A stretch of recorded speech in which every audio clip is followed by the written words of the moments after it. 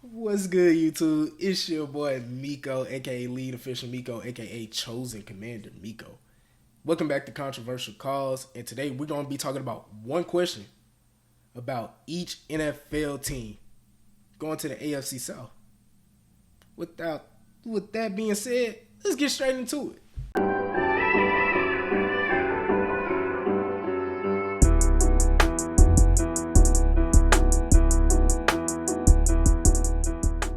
There's a whole bunch of questions that could be asked down here, but I'm gonna ask one question per team.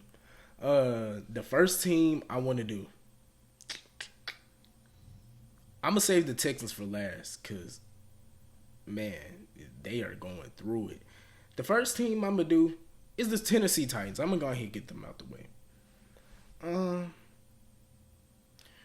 My question for the Tennessee Titans is much simple. It is really not a hard question. It's just can you be patient? I mean, I think I asked that question for another team earlier, but it's really that simple.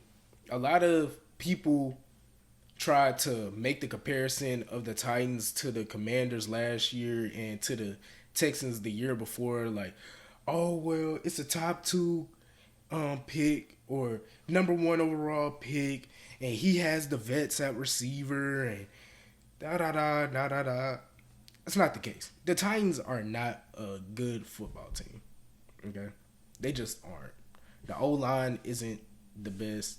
The defense isn't the best. The surrounding cast around Cam isn't the best. The team is just bad. Just be patient. That's all you can do. You're rebuilding.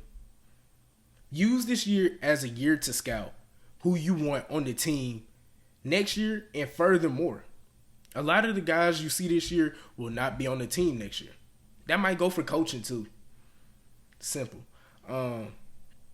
Be patient with Cam. Has he looked the best? No. But he's a rookie quarterback. I don't care if you was picked first, second, 7th, 10th, or 32nd in the first round. He's a rookie quarterback. Give him time. You know what I'm saying? It's only been 3 weeks. I understand that he's made a couple questionable plays. You know what I'm saying? But that's to come with the rookie.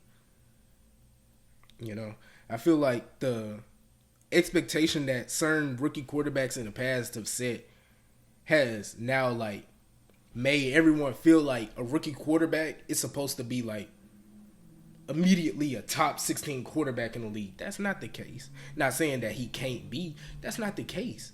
A lot of times, not to start at least. Like, give the man time. Just see what the season withholds for y'all. And this is just the year to scout and hopefully see Cam take his lumps but grow throughout the season. As a leader, as a player, as a at the line of scrimmage, just take the year to scout. Don't expect much out of this season. Just enjoy watching Cam Ward play. And hopefully he is the franchise guy there. And see what y'all can do to unlock that potential on the offensive side. Or with Cam Ward at least. That's the biggest concern. The Jaguars. Is Trevor Lawrence the answer? Me personally, I've never been the biggest Trevor Lawrence fan. I didn't watch college ball, so I can't speak on college. I know he is one of the highest touted college quarterbacks to ever come out. It seemed like that there's a player like that every year. But anywho, I understand that. Sunshine, Clemson, glitters and rainbows, I understand that. Ever since his first season, I watched him. When I watch you in the NFL, because you don't know what's going to translate from college to the NFL. No matter how bad you try to guess. You just don't know. You got to see guys play in the NFL. It'd be like even speed. Some guys will look like a 4.3 guy in college. They get to the league, they look like a 4.5 guy. Like, oh my gosh, is he actually a 4.3 guy? Or was it the competition he was playing? You know, but that's besides the point. Is Trevor Lawrence the guy? They built a roster around him. Is it the world's best roster? No. It could be better, obviously, but that's the case with a lot of guys. It could be much better. Yeah, it could. Your number one is Brian Thomas Jr. He's not playing up to par. I mean, he's running across the middle of the field, ducking the ball. I mean, it don't look like he's interested in catching the ball that could potentially get him hit. Your number two is De'Ami Brown. I mean, it's not bad. It's not the best roster in the world, but it's formidable. It's a roster that you could take to the playoffs. It's a roster that you could win a playoff game with. I will say that much. This is the year for Trevor Lawrence to show whether or not he is the guy or not. If Trevor Lawrence is the guy, I need him to not only win the AFC South, but win it convincingly. Like, if the Colts continue this trend that they're on, when you play them, handle your business. Handle them. Both times. Not once. Both. You already beat the Texans. We gonna get to them soon. But show them who the king of the AFC South is. Show them who's the best quarterback there. Show them why the best quarterback is usually on the best team. Show them that you are the leader that you are supposed to be. Lead this Jaguars team to the playoffs and a little more. Get them to the divisional round this year. Get something to build hope off of. The inconsistencies and just the lags within the offense is not something that I would want to see out of a quarterback that we just paid a huge contract extension to. My former first round pick out of, what year was it? 21, 22? Either one of those years. He's going into, what, year 4? Let me look this up. I want to say Trev was drafted in 21. When was Trevor Lawrence? 21. It was 21. You going into, this is year 4? Year 5? 21, 22, 22, 23, 23, 24, 24, 25. You going into year 5. Look, I need you to show me that the investment was worth it. There is no more learning pains or none of that. I understand you got a new head coach. If you are one of those ones, if you're a top quarterback in the league, adjust with it. So my question to the Jaguars is Trevor Lawrence the guy? We will see throughout the season. I have the Colts and the Texans. I already said I'm saving the Texans for last. The Colts. Is this sustainable? Look, the Colts are 3-0. They are playing amazing football. Look like one of the best teams in the league. Offensive line is blocking their tail off. Jonathan Taylor looks like the best running back in the league. The defense is flying around making plays.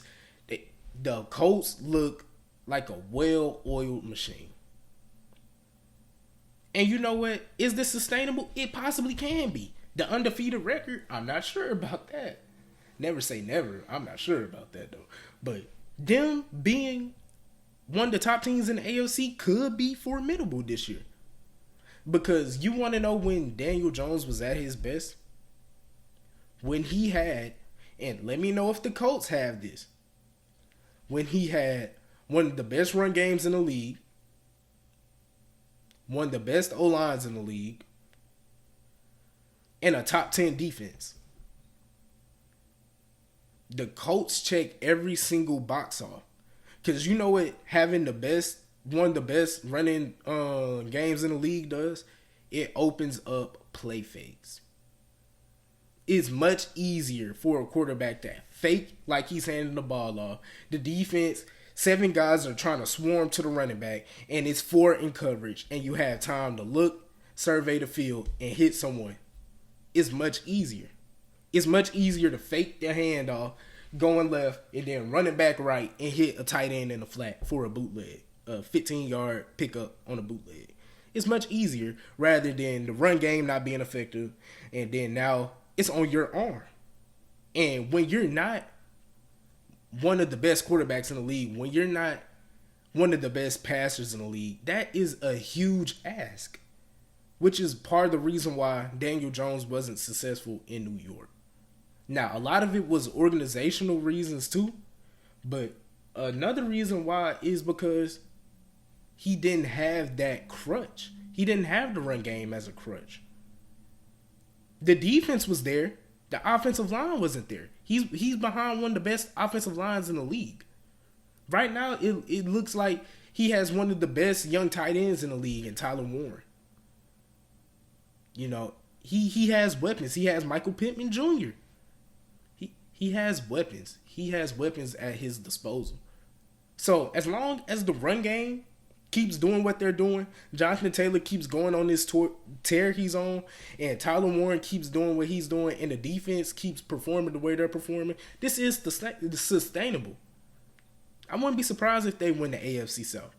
But as soon as the run game starts to dwindle a bit, or as soon as the defense falls off a cliff a bit, or if the offensive line starts to tear down a bit, whether it's injuries or just performance, don't be surprised if we start seeing a downward spiral with the Colts. That's all I'm saying. With the Texans,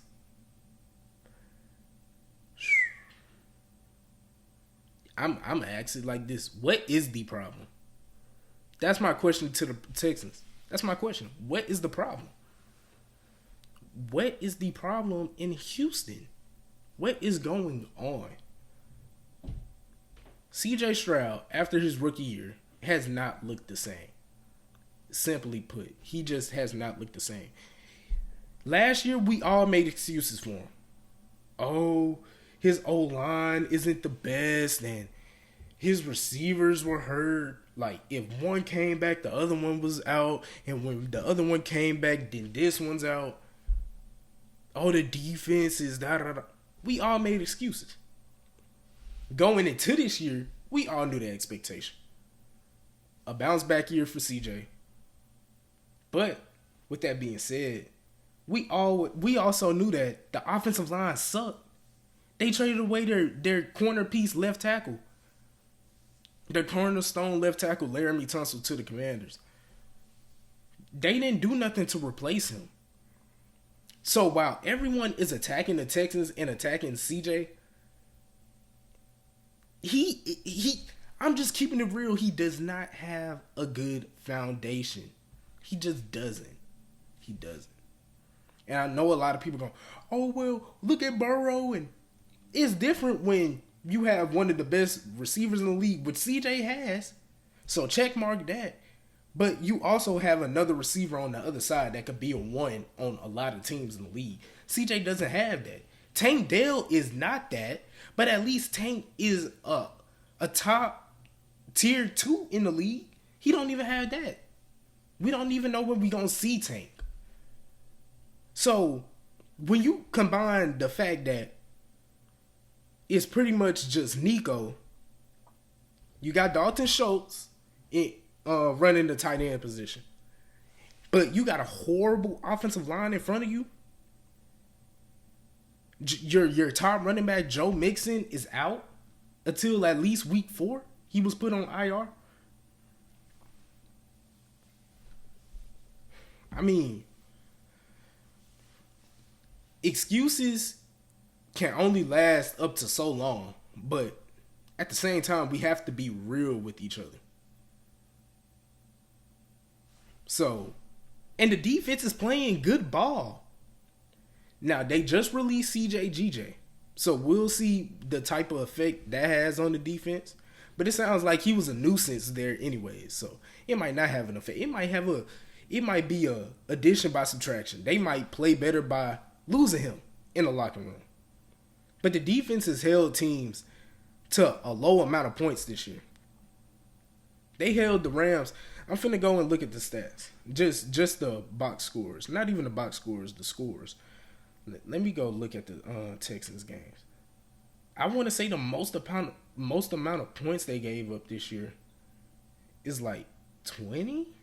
I might be talking out of my tail right now. Let me look. The most amount of points they've given up this year is 20 points. They gave up 14 to the Rams. The offense only scored 9 points. They gave up 20 to the Bucks. The offense only scored 19. They gave up 17 to the Jaguars. Offense only scored 10. Defense is keeping you in games. They playing like a top unit. The offense has to catch up and catch up fast because they started off the year, they're 0-3. They're 0-3. The best chance of them making the playoffs is by winning the division because the rest of the AFC is tough. The Bills is going to win their division. The AFC North, we just going to assume Baltimore is going to win that division. Even if they start off 1-3 or 2-2 next week, they trust me, they play tough teams. They're going to win that division. AFC South, can't say. But got the Bills, you got Baltimore. The AFC West is tough. It looks tough. 3 teams out of that division can make the playoffs. Because the Chiefs aren't going to stay under 500 for long. Say what you want to say about the Chiefs.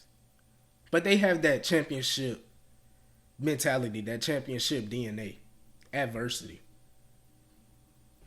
So, I'm going to just list teams that can make the playoffs. Bills, Chiefs, Ravens, Steelers, Chargers, Broncos, Colts. The Colts are in there. The Jaguars can make it. That's 8 teams off the top of my head right now. And I know there's probably a team or 2 that I'm forgetting. My point is, if you really are serious about making the playoffs, you have to make a fight within the division. Because the other teams outside of your division will come in this division and win this division. So, my question to the Texans is, what is the problem? Man, I like this